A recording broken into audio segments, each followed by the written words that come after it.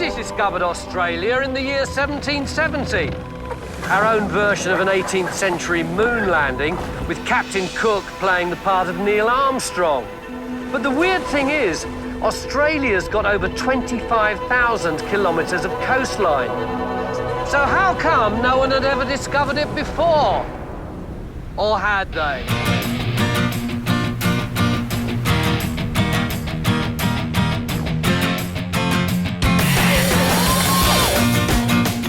Australia was the missing piece in the puzzle. No European had ever seen anything like this before. The end of the search for the mythical Great Southern Land. It's bloody huge! And while it was Captain Cook who claimed first prize, For England! he certainly wasn't the first to arrive. And it could really change history the way we know it. Just a bit, mate. In this series, I'm going to explore the British colonisation of Australia. Convicts, can you mount the gangplank, please? Romance blossomed. I reckon what started as a social experiment The land of prostitutes, pickpockets and ne'er-do-wells. has made Australia the country it is today. We're going to try and recreate that moment. It was completely barking mad. I want to understand how 2 centuries of European occupation impacted on those who'd lived here for 40,000 years. It's that fear of those outsiders coming in and not understanding that unbroken spiritual connection. That is the real ancient and magical story of Australia. I'll explore the tyrannies, He was ordered to get 300 lashes. It is so dark in here. the tragedies, I don't think you'd have been laughing quite this much. and the triumphs. Society was transformed. All of which have contributed to building a unique nation. And to do that, I'll have to go right back to the beginning. Who knows what I might find?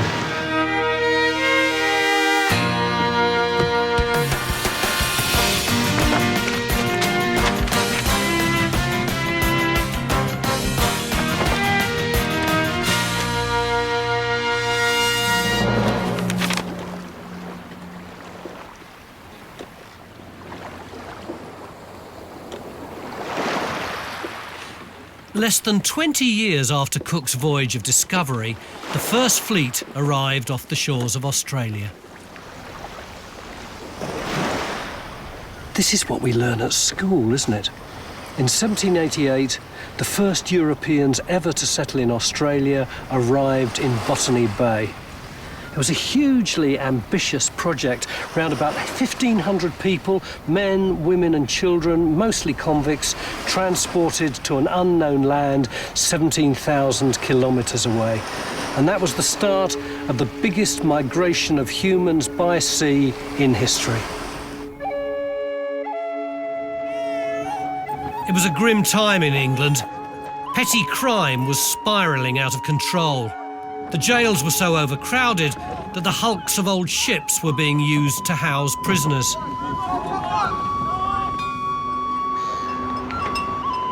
England was running out of space, and the quick cure to her social ills was to send the problem offshore. At the time of the First Fleet, 23 women were convicted in London of offences that carried the death penalty. All were pardoned, provided they were prepared to go to New South Wales for the rest of their natural lives. Of the 23, only 16 agreed. The other 7 elected to die rather than come here to Australia. This is the place that England's criminals considered a fate worse than death. For men at this time, the death penalty meant being hanged. But women who committed serious crimes could still be burned at the stake. That they were prepared to risk that terrible fate shows the desperate fear they had of being exiled to the other side of the world.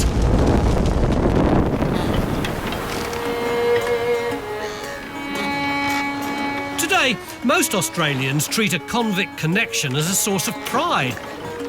So having a first fleeter in the family is a bit like being minor royalty. My great-great-great-great-grandmother was sentenced to hang for stealing at gunpoint coins from her employer. My great-great-great-great-great-grandfather was Edward Kimberley. He was arrested near Coventry for stealing several parcels of muslin. Lydia was my great-great-great-great-grandmother. She was sentenced to death in 1786 for stealing 10 yards of printed cotton. He was transported to Australia for 7 years on the First Fleet. 14 years transportation. 7 years transportation to Australia. Helen, Wayne and Cheryl belong to an elite club. Although identifying with rogues and scallywags is a national pastime in Australia, convict roots or otherwise. Most Australians today also recognise that their convict relatives stepped ashore onto a land that was already occupied. Watching their arrival were the original inhabitants of Australia, the Aborigines.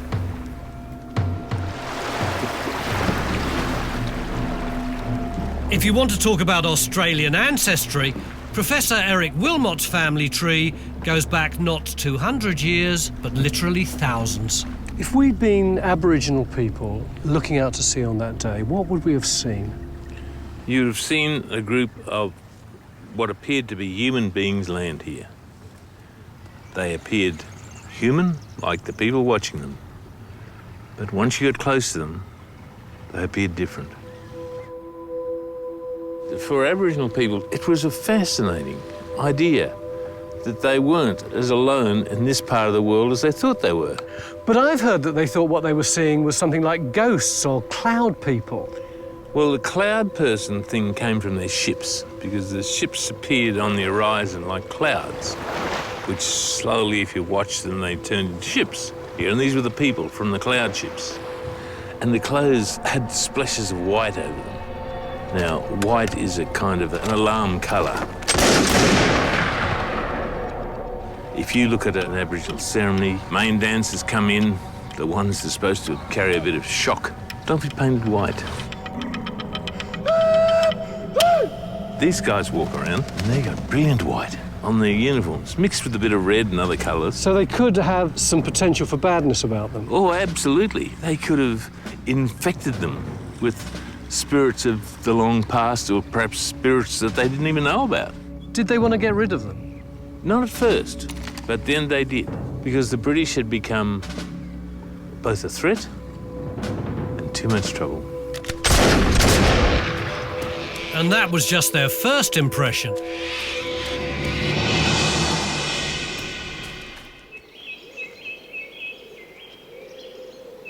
The arrival of the First Fleet marked the start of an English colony in Australia, which only happened because of Cook's journey in the late 18th century. But that's the British story. Many other nations were sailing the high seas in a race to find a great southern land. And there's one first contact theory that blows all others out of the water. I'm heading to a secret location not all that far from where Captain Cook first landed. My guide is an environmentalist named Jake Kasser, who subscribes to a very radical take on history. What's more, he's going to show me the evidence. Well, this is the last place you'd expect to see Egyptian hieroglyphs, isn't it? There are so many. There's a load over here. And up here as well. Do we know what they say? There's a story I heard from an old lady when I was a young fella growing up not far from here, and this is just local folklore, Tony. 2 Egyptian princes came out here, of course, all the way from Egypt and ended up shipwrecked. And they've made their way up the hill where one of the brothers got bitten by a snake, and this may be a representation of the snake here with the horned viper, and the 2 little birds may represent the Egyptian princes. So one of the brothers was bitten by a snake and passed away, and the other Egyptian brother lived his life out here with the local tribe. So this is independent Aboriginal folklore that tells the same story about Egyptians. Yeah, well, there's a group out at Penrith, a tribe out in the Sydney area that apparently use a lot of Egyptian words in their language. Also in Western Australia, they say that they've got the same word for sun, Ra. There's a criticism, isn't there, that actually the Egyptians didn't have the technology to sail boats all this way 4,000 years ago. I've heard that, but if the Aboriginal people came over on canoes and the Maori went to the land of the long white cloud in canoes, I can't see why the Egyptians couldn't do it. I mean, they had flushable toilets a couple of thousand years before Christ. You're very robust about this, aren't you? You believe it? Well, if it is genuine, then it could really change history the way we know it. Just a bit, mate.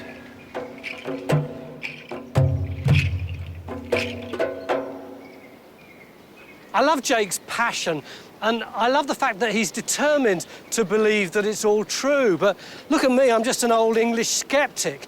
To me, the idea that an Egyptian civilization discovered Australia 4,000 years ago is just very, very daft. But maybe what all this does demonstrate is the fact that we all yearn to have something ancient and dramatic in our lives and in our landscape. But the irony, as far as the Australians are concerned, is that they do. Look at all these. These are the marks left by Aborigines over thousands of years. That is the real dramatic, ancient, magical story of Australia.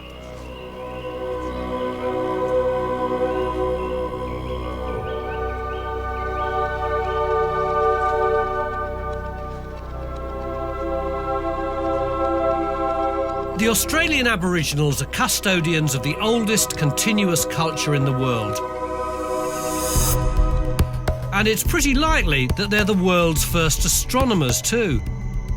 There are hundreds of stories about the night sky among Aboriginal groups in all parts of Australia. But the stars serve a more practical use too. Every year, directly above this rock engraving, the Emu in the Sky constellation comes into view just when it's time to gather emu eggs. Up in Arnhem Land, the Yolngu people knew when Scorpius appeared, it meant the Makassar fishermen of Indonesia would soon arrive. From the Aboriginal perspective, the idea of a race to the end of the world must seem pretty absurd. They won that race more than 40,000 years before it began. Whether they island hopped or walked across a land bridge from New Guinea is still a matter of debate.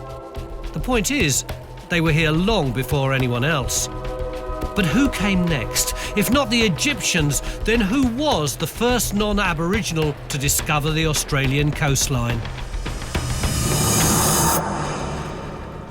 It may well have started with the Chinese.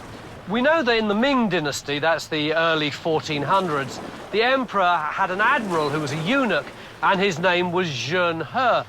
And Zheng was in charge of a mighty ocean-going fleet, and it's reckoned that he may well have landed in North Australia in the year 1421. It's certainly possible, because he did have a trading post not that far away on the Indonesian islands. That's almost a century before Christopher Columbus discovered the Americas.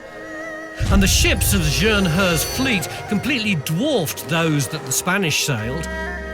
But if the Chinese didn't make it to Australia, the Macassans certainly did. For hundreds of years, these hardy fishermen from what's now Indonesia made an annual pilgrimage to the north coast of Australia in search of sea cucumbers. They were regarded as an aphrodisiac back then. The cucumbers, that is, not the sailors. Australia existed in the European imagination long before a European set foot there. They called it Terra Australis Incognita, the great unknown southern land. Maps from the time show this vast island continent changing shape as one seafaring nation after another attempted to chart its vast shores. The great Dutch explorer William Jan Zoon sailed around New Guinea in 1606 and bumped into the coast of what today is Cape York. He was probably the first European to land there. Funnily enough, he named the place New Zealand after a flat corner of his Dutch homeland.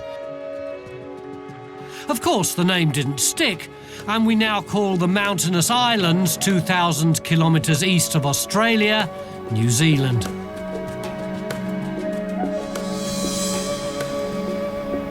There are lots of examples of sightings and landings on the Australian coast during that time. In fact, between the year 1606 and 1700, there are more than 50 occasions when Europeans landed in Australia. The French, the Portuguese, the Dutch, the English, they all knew it was there. The problem was they didn't know what to do with it. Finally, in the late 17th century, hooray, we get an Englishman on the scene. Was it Captain Cook? No, it wasn't. The first Englishman to arrive on Australia's sandy shores was in 1688. He was a very interesting bloke. He was called William Dampier, and he was an explorer and a collector, very bright man, but he was also extremely dodgy in the mould of Sir Francis Drake. And he and his crew had been hanging around in the Timor Sea for about 3 months in a Spanish ship that they'd nicked called the Signet. And the boat needed repairing, so they thought they would sail south to a land that they vaguely knew existed called New Holland. And they'd land on its northwest shore and make the boat repairable and do a bit of exploring.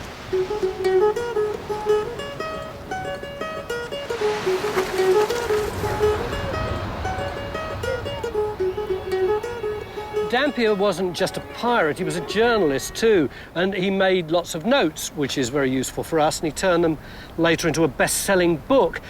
He was deeply unimpressed by Australia. He said it was a dry country, you had to dig wells if you wanted any water, hardly any fish, hardly any animals, the trees didn't have any fruit or berries on them. And as for the people he met, listen to this, it says, the inhabitants of this country are the miserablest people in the world. The hodmadods of Manamatapa, though a nasty people, yet for wealth a gentleman compared to these. It's interesting, isn't it, that use of the phrase, the hodmadods of Manamatapa. Sounds a bit like something out of Gulliver's Travels. And in fact, Jonathan Swift wrote that book because he became inspired by Dampier's journey.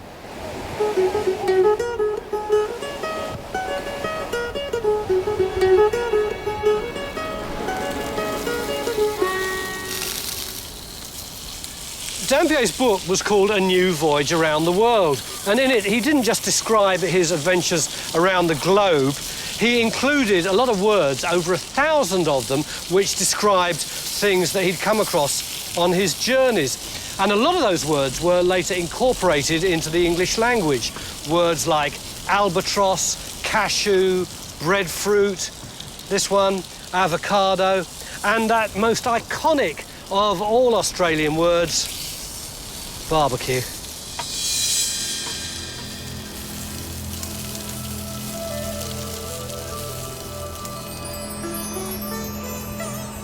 Europe was obsessed with exotic spices, and Terra Australis appeared to be a barren and spiceless sort of place.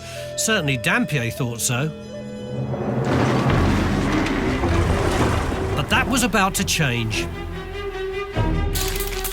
For centuries, the superpowers of Europe had been battling for colonial supremacy, spreading out across the globe towards Asia.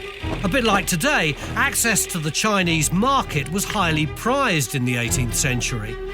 And the idea that the unknown land to the south could be a strategic base in the region was catching on. A race began to claim Australia for king and country. Only which king and what country would succeed first? Well, it wasn't a war that decided it. In fact, not a shot was fired. No, it took a once-in-a-generation celestial event to bring the race to a conclusion. In 1769, the planet Venus was due to make a rare transit across the face of the sun.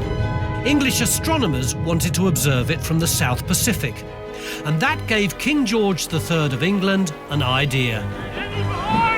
Britain now had an excuse to pursue her imperial ambitions in the South Pacific, and the well-heeled scientists of the Royal Society had the financial clout to back it. So you could say the British might not have claimed Australia had the planets not aligned.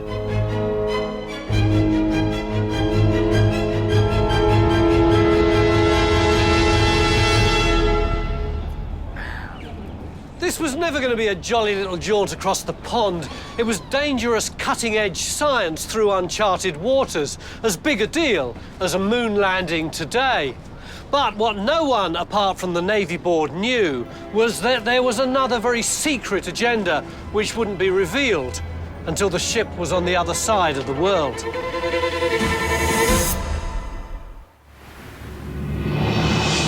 England entered the race to the end of the world, and 39-year-old Lieutenant James Cook was charged with leading the expedition. Already a brilliant cartographer and navigator, Cook was the obvious choice to take the scientists to Tahiti. The Navy Board purchased a little second-hand coal transport called the Earl of Pembroke. Before handing her to Cook, they refitted her and renamed her the Endeavour. Tom, what do you think would have been going through Cook's mind when he set off? Well, there was the great belief that there had to be a great south land to balance the continents of the northern hemisphere. Otherwise, the world would tip. And one of Cook's objectives was to find this great south land. And he didn't quite find it, despite the scale of Australia.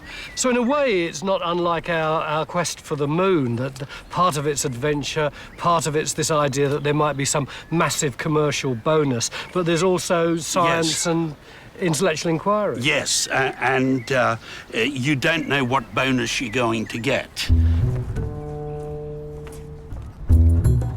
Cook, the ever-stoic Yorkshireman, never complained about his second-hand coal ship, nor having to share his cabin with a bunch of scientists and their gear. It must have been really crowded on board ship. There were 94 people, including the captain, the crew, the scientists, the artists, the one-armed cook, and last but by no means least, the lucky goat, who was a mascot and considered lucky because she'd already sailed round the globe once, hadn't you? In fact, she became as celebrated as any of the other members of the Endeavour. She was given a pension by the British government. Not only that, but she was voted a member of the Royal Society. Not only the first goat, but also the first female ever to be given that award by such an august body of scientists. What a lucky girl you were.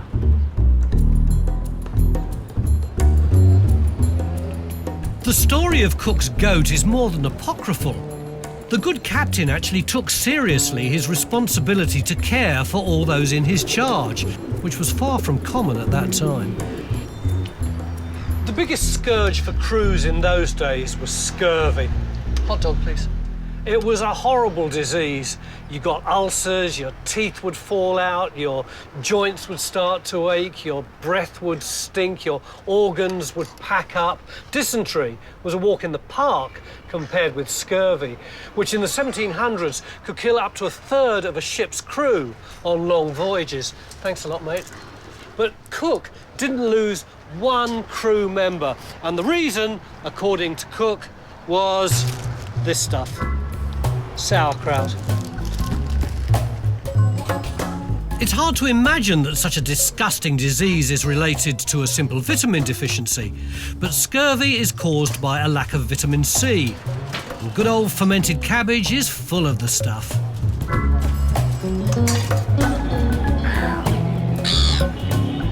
Let's be honest, to a lot of people, sauerkraut doesn't taste that great. And in the early days, anyone who refused their daily portion would be flogged on Cook's orders.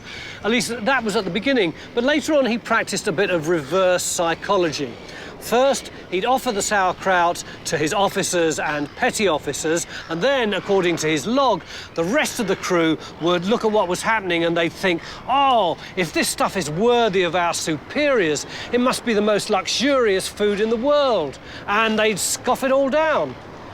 More fool them.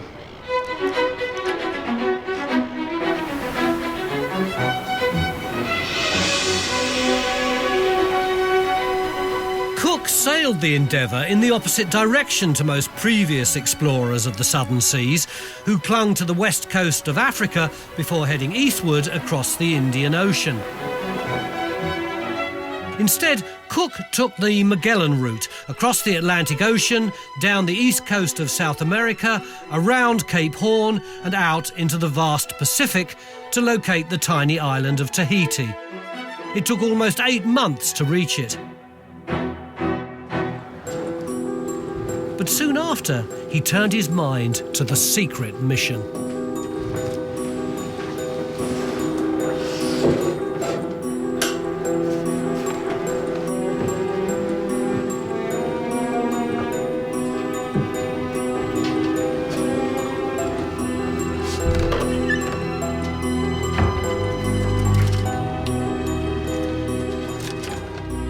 You are to proceed in order to make discovery of the continent or land of great extent. There, with the consent of the natives, you will take possession for His Majesty by setting up proper marks and inscriptions as first discoverers and possessors.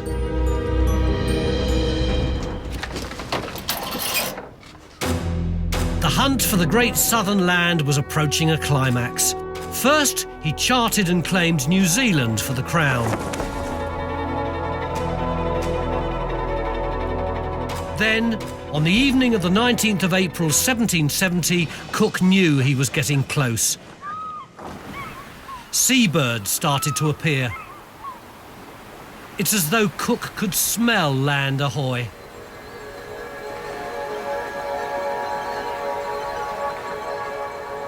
And indeed, at 6 a.m. the next morning, they found it. They'd bumped into nothing less than an island continent. Cook had taken 20 months to guide his overloaded little ship to the end of the world, but they could now lay claim to being the very first Europeans to see the east coast of Australia.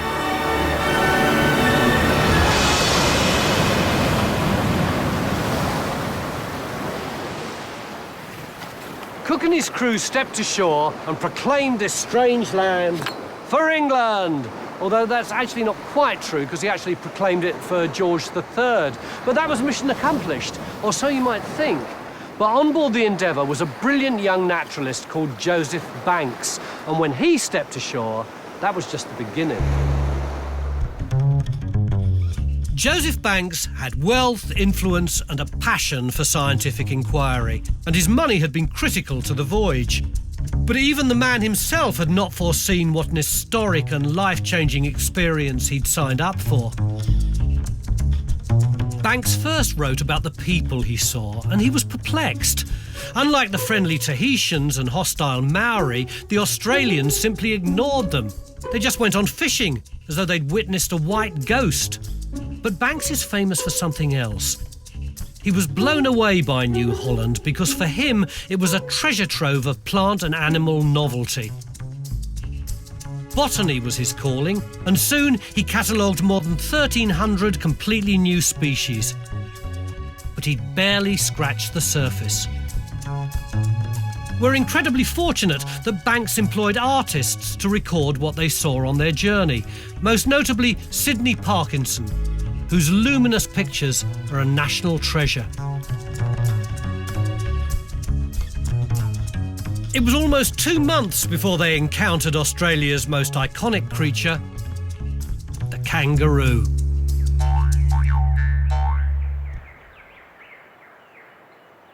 Cook saw one and he said, "It is just like a greyhound. Indeed, I would have thought it was a wild dog till it started bouncing up and down like a hare."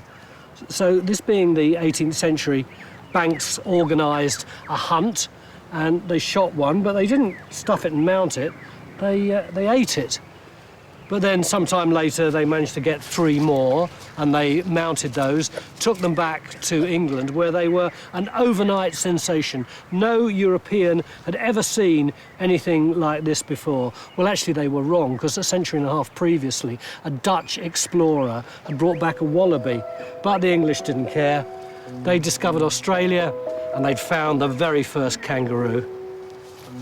All right, it's all right, shot's over. You can go and sit down in your chair now. Go on, off you go.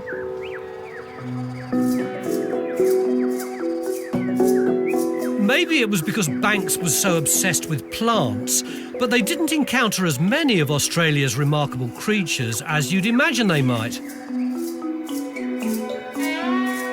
Emus were common along the coast. How could you miss a bird that stands over 2 metres tall? When the first fleet arrived a few years later, they certainly found them soon enough. Governor Arthur Phillip said they tasted like beef. The echidna was described as the most curious and interesting of quadrupeds yet discovered, with a mouth that will not admit anything above the size of a pistol ball. But that was before Europeans laid eyes on the platypus. Following the success of Cook's kangaroo, the platypus was a sensation in Britain, where a craze for all things New Holland had begun. With the beak of a duck grafted onto the head of a quadruped, it soon took the prize for the most extraordinary creature in all mammalia. As for the koala, they couldn't make up their minds whether it was a bear or a monkey. Up you go.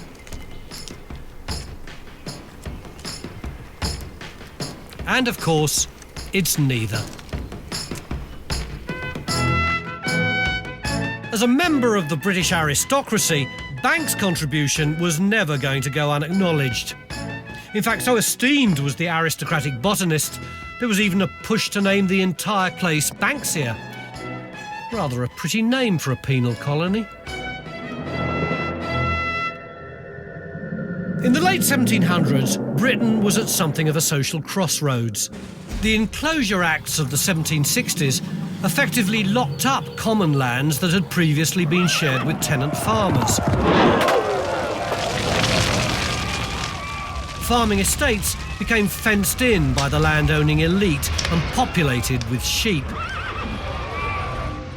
The tenant farmers had to find work in the already overcrowded cities. Now desperate to survive, the poor and unemployed resorted to petty crime.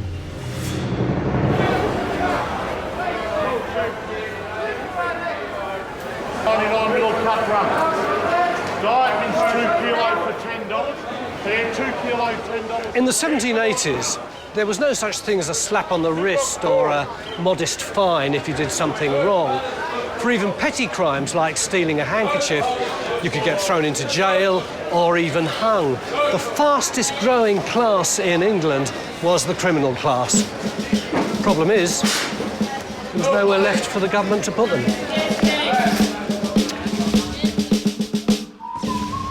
Transportation to the North American colonies had been the solution to the overflowing prisons of England. But when America finally won its War of Independence in 1782, that put an end to that. Enter Joseph Banks, who'd returned from Australia to instant celebrity. He suggested that Botany Bay would be a suitable alternative for a penal colony.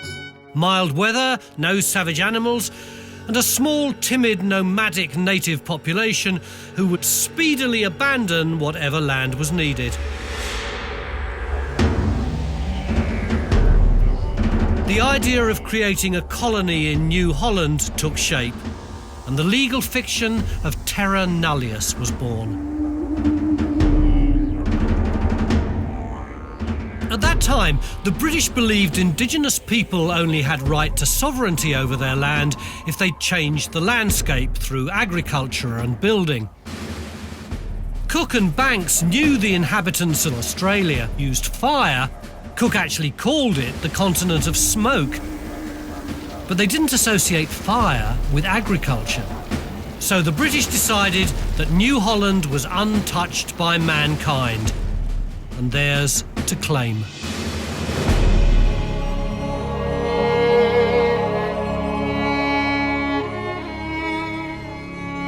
The new colony would serve two purposes. It would be a dumping ground for England's unwanted underclass and an outpost of the imperial ambitions of King George III.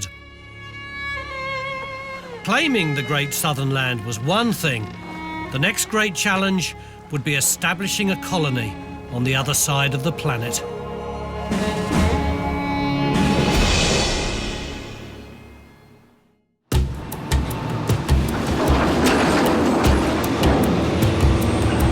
When you think about it, moving over 1,400 people to live on the other side of the planet in the 18th century is a bit like packing for a camping trip to the moon.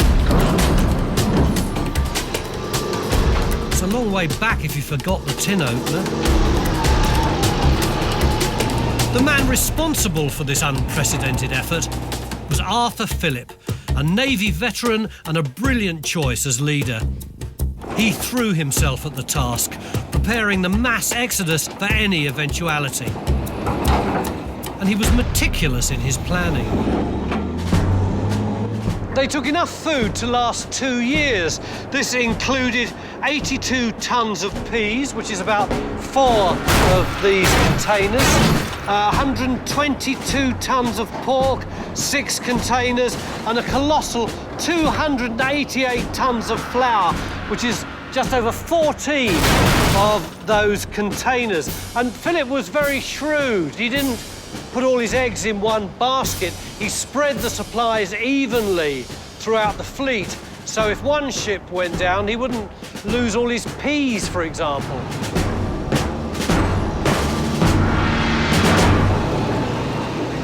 Finally, when he got everything sorted out, he set off. And guess what? He forgot a load of things. He forgot the lime for the building mortar and the cooking tools, and this one was really embarrassing. He forgot the ammunition for the guns, although he kept quiet about that because he didn't want a mutiny. On an overcast morning in May 1787, 11 overladen ships under the command of Captain Arthur Phillip finally pulled out of Portsmouth. Conditions on board the First Fleet were cramped, unhygienic, and frankly pretty disgusting. And today we're going to recreate those disgusting conditions with the help of the historically authentic good ship Endeavour and a bunch of tourists. Happy tourists. Convicts, if you wouldn't mind coming up the gangplank, please, and going and standing just over there. Up you come.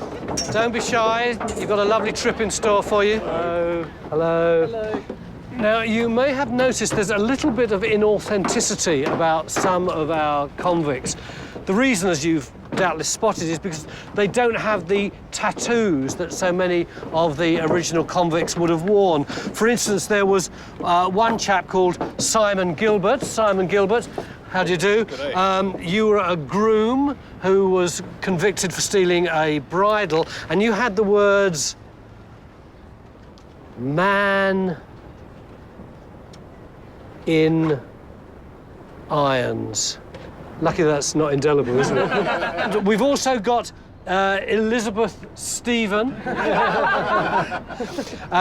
You had the name of your lover tattooed on a place that could only be seen when you undressed for the surgeon. I'll let you get on with that, all right?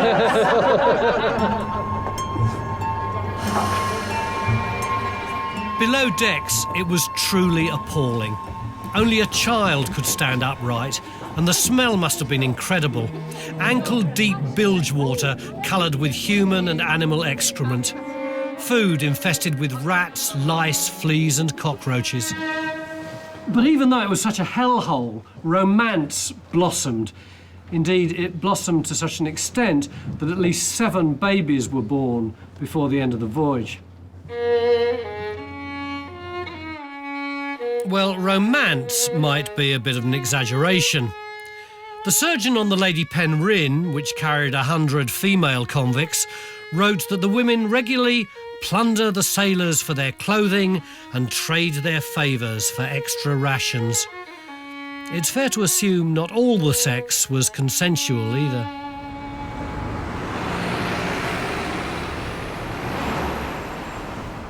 What was a terrifying ordeal for the convicts was an adventure of a lifetime for those whose job it was to transport them to Australia. And one of them has left us some buried treasure. It was discovered in a London bookshop in 1923 and now lives here in the State Library of New South Wales. 30-year-old William Bradley was First Lieutenant on the Sirius. He kept a written record of his experiences in the form of a journal, but he did something else that was truly remarkable. His exquisite little watercolours paint a vivid picture of the entire journey and the early days of settlement. You could argue Bradley was Australia's first photojournalist. When the First Fleet set off on the 17th of May 1787, few of its passengers would have been across the Thames, let alone boarded a ship across the globe. They stopped at the Cape of Good Hope to take on board the livestock that was so important to creating a colony. More than 500 animals were brought aboard. Bradley describes a scene rather like the loading of Noah's Ark.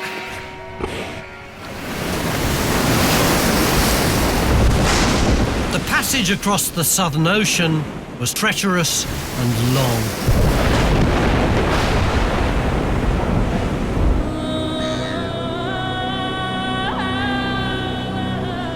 Before they took sight of Van Diemen's Land, Philip had implemented a ration system as food supplies ran critically low.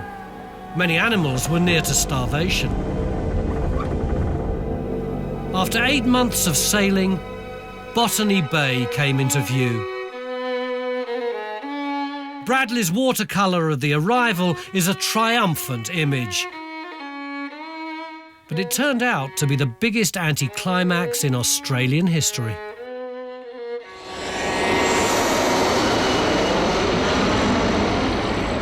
This place, Botany Bay, was a big disappointment. Cook and Banks had talked up its assets, but the First Fleet found it windblown and swampy. The soil was sandy, the water was brackish, and the wood was so hard it was virtually impossible to cut down the trees. This was definitely not the place to build a colony if you wanted it to survive. One of the other officers wrote, "If we are obliged to settle here, there'll not be a soul alive in the course of a year." But Philip wasn't about to contradict the illustrious Captain Cook and Joseph Banks. He sent work parties ashore to find a location for the settlement. He must have had his doubts, though. After 4 days, he set off north with 3 small rowing boats to examine the place marked as Port Jackson on Cook's map. What he found truly astonished him. Philip had stumbled on perhaps the finest harbour in the world.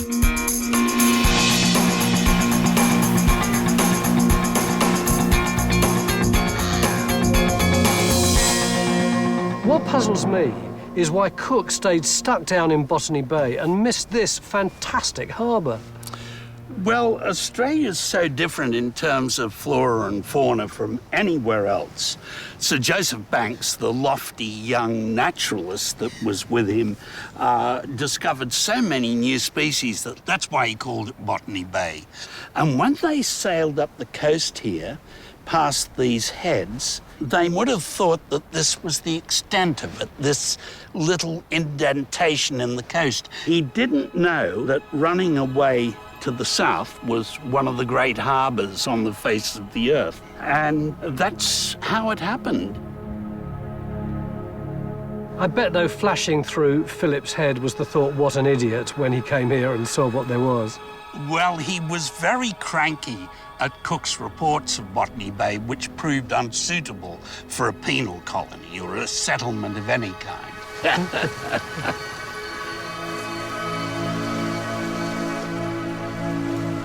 Philip now had an agonising decision to make. His orders were to establish a colony at Botany Bay. But suddenly his decision was made for him. He just arrived back in Botany Bay when one of his sailors shouted, "Another sail!" There on the horizon was the most extraordinary and unexpected sight.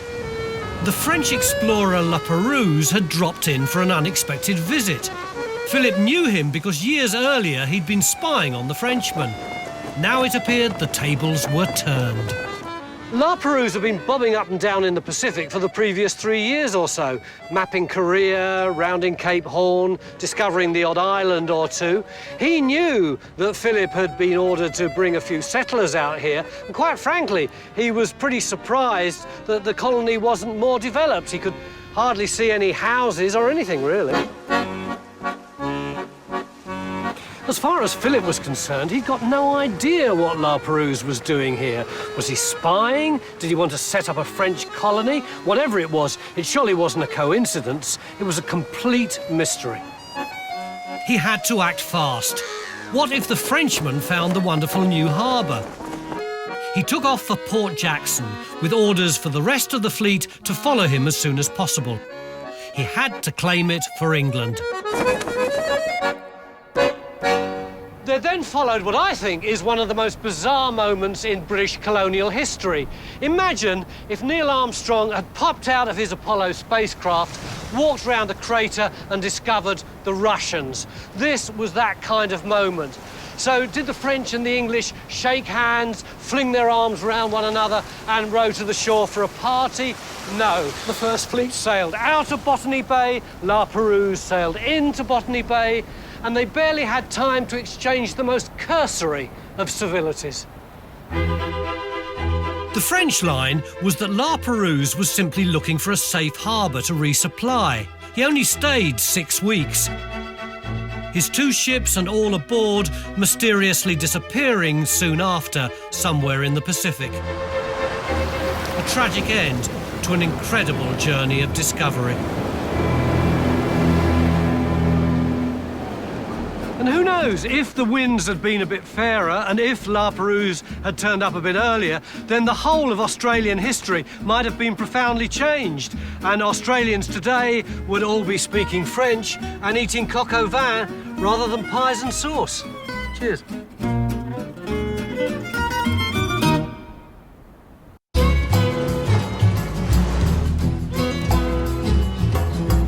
In late January 1788, the last of the 11 ships of the First Fleet pulled anchor in Botany Bay to sail the short distance to Port Jackson.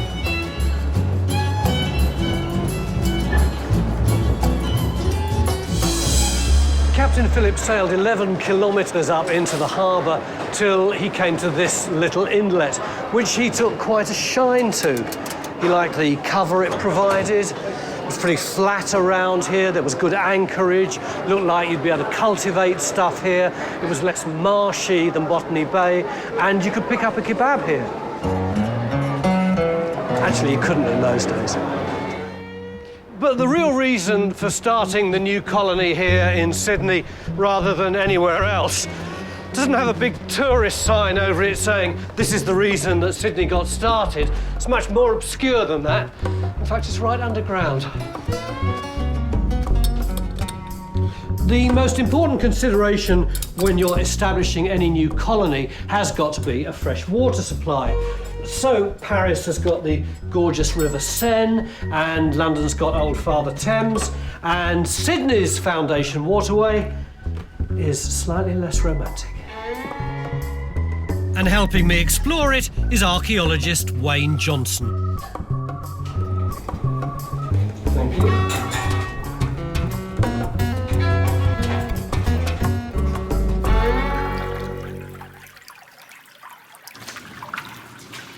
So this is the mighty river that caused Sydney to come into existence? Yep, this trickle of water was all they really had to go by. But it's tiny. Well, when Governor Phillip got to Botany Bay and found there wasn't much going down there, they came up to Sydney Cove and this was the closest thing they could find to a decent water supply. But it's underground now, whereas presumably it was on the surface originally. The tank stream is a valley and the water like poured into the middle, and if you look at the contours of Sydney today, you can see it's sort of sloping down. But when the whole thing was turned into a drain, then it became buried and Sydney sort of grew up around it. When was it covered up? Well, after a while, people were doing their washing in it. It's being used as a bit of an open sewer, much like Fleet Street or the old Fleet sewer was in London. And so it was decided in the 1850s to put it all underground. It's not exactly the Hudson River or the mighty Mississippi, is it? No, it's not, but it's pretty well all we've got to form a colony.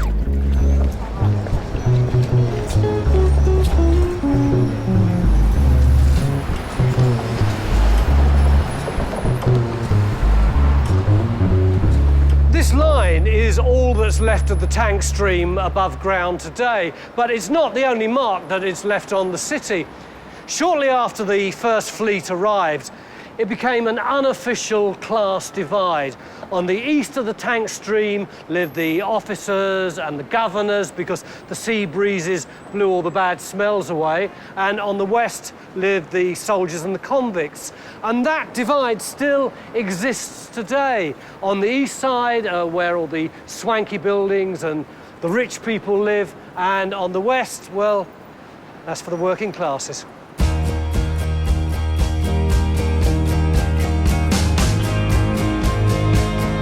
When Philip dropped anchor in what's now known as Circular Quay on a perfect summer day in 1788, he called it Sydney Cove, after Lord Sydney, the British Home Secretary, whose brilliant idea it was to set up a colony in windswept and swampy Botany Bay.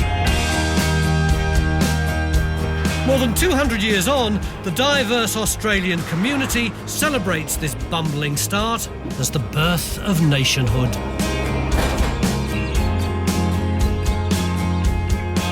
The day was January the 26th, the day the nation was born. Even today, it's still celebrated as Australia Day, a day of great civic pride throughout the country. Except, of course, that for the original inhabitants, it was a complete disaster, and many of them still view it as a day of mourning. But I can't help wondering whether the words of previous generations of sailors who'd visited these shores and declared it uninhabitable and of no economic worth whatsoever would still have been ringing in Captain Phillip's ears when he first plunged his Union Jack into Australian soil. He'd been given an impossible task, a task that lesser men and women than the convicts and Marines he'd brought with him surely wouldn't have survived. Britain had won the race to the end of the world, but the real battle was just beginning.